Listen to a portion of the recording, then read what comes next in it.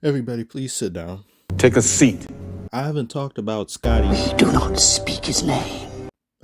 Silly me. Sorry, it's been so long. Pip, that's who we refer to him as here.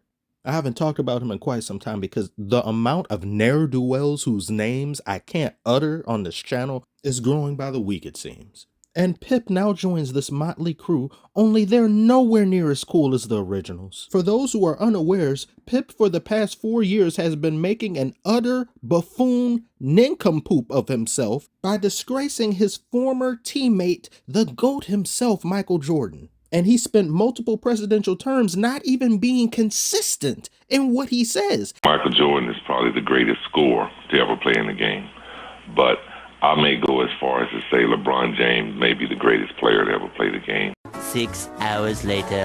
Michael Jordan is the greatest player to ever put on shoes and play in our game. No doubt about it. And there's no game that I would ever play in and pick LeBron James over Michael Jordan. No game. No game. So now you're just being not if firm I'm trying about to it. win. I'm not going to give up my teammate who I won 6 championships with. Tomorrow. I don't believe that there's a great player because our game is a team game, and one player can't do it. Like, I seen Michael Jordan play before I came to play with the Bulls.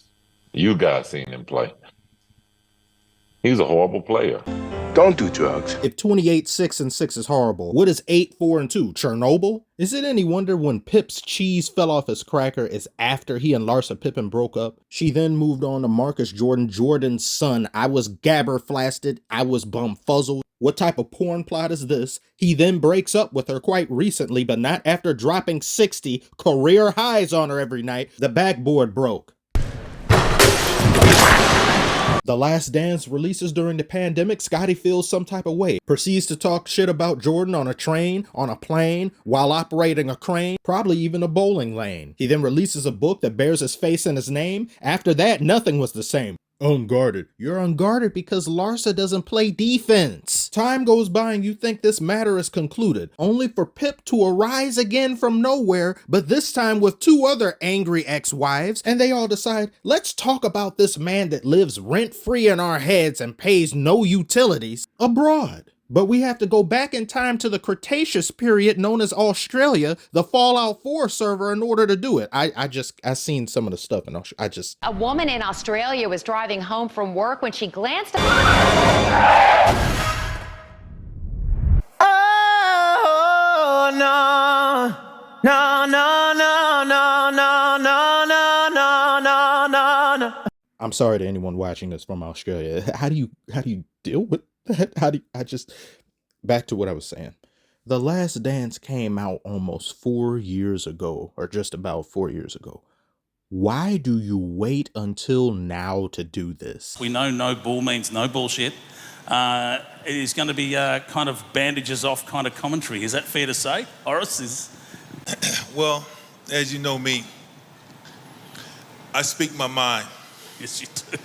And it's going to be a no bullshit tour. You didn't really answer the question, but go ahead. Other people really want to ask us questions about that bullshit documentary, but... You mean the documentary that you guys watched before it released? Is that the one you're talking about? They could tell their side of the story. The Last Dance was built to make Jordan look great. Let them tell their side of the story. Because we don't know, because we wasn't there. Perk is on a perk. We weren't there for the Big Bang explosion, nor the fall of Constantinople. We weren't there when Gilbert Arenas brought a toolie into the locker room. But we know this all happened. We have receipts. Where are the receipts for the shoes of the man that you hate that you are wearing, Horace? What kind of haters are these? Jordan is being Me-too'd by his own teammates, except one of the wives are wearing the wedding ring of the man that did them wrong, supposedly. Come out and get the tickets and you hear a lot. I would sooner buy Taylor Swift Eras Tour tickets. This is an unmitigated disaster. This is a shameful display. Could any of you have imagined this timeline 10 years ago, 20 years ago? Jordan's own teammates assembling a Sinister Six, an Injustice League to spite him? And then could you imagine that same hateocracy making profit and money on talking the shite of the man that they won multiple titles with, it baffles and boggles the mind. There is no excuse for this level of idiocracy. If they felt this way about Jordan, they wouldn't have taken part in the Last Dance documentary. All this time, they could have said, no, I don't want to do it. And it just wouldn't have either been made the same way, or it probably couldn't have been made at all. Oh no, yeah, it still could have been made. It just wouldn't have included any of you because Jordan is the selling point. And this isn't just to say, oh, he's glazing Jordan. It would be the same of any top athlete or famous person. You're coming there to see them. Everyone else is a backseat. Everyone else is icing. The cake itself is Jordan. Pause. My God, my vernacular and verbiage is getting quite askew these days. I don't know. When LeBron has a documentary, you know he's going to have a documentary. Are people going to tune in to see what Anthony Davis has to say?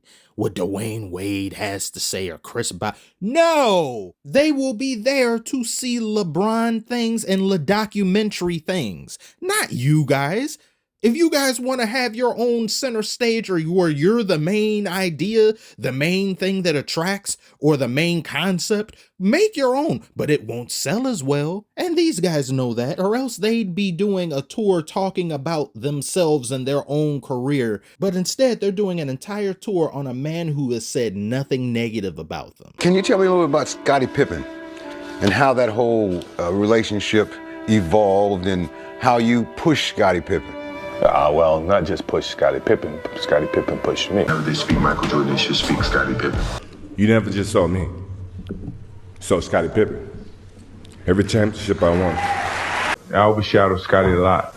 He didn't get the recognition that he truly, truly deserved. From a financial standpoint, from a contract standpoint, he's locked in. He's very deserving of the same contract. I mean, because he put forth the effort every single night. He goes through the pain, and we work out every day. He's joined me in working out every day to stay healthy and to get out here and provide for this organization and this city so that we can be healthy and we can continue to be champions. So, I mean, that's what brothers do. We share our success. You know, as a basketball fan, and Jordan being my favorite player of all time, as well as so many others across the world, global, this is just sad. Jordan isn't perfect. Nobody under this sun is. But the fact that people who've gone through battle, through war with one another, can just have a falling out like this due in part primarily to one individual in particular in regards to the both of them being a ball of jealousy, and to just go out sad like this just taints the legacy of the Chicago Bulls as a team, the overall experience, and the mythos of it. This beef doesn't please me. It's not appetizing. Brings a tear to thine eye. I can't even play a Scottie on 2K no more, on principle. Every time he get the ball, I'm making him go out of bounds.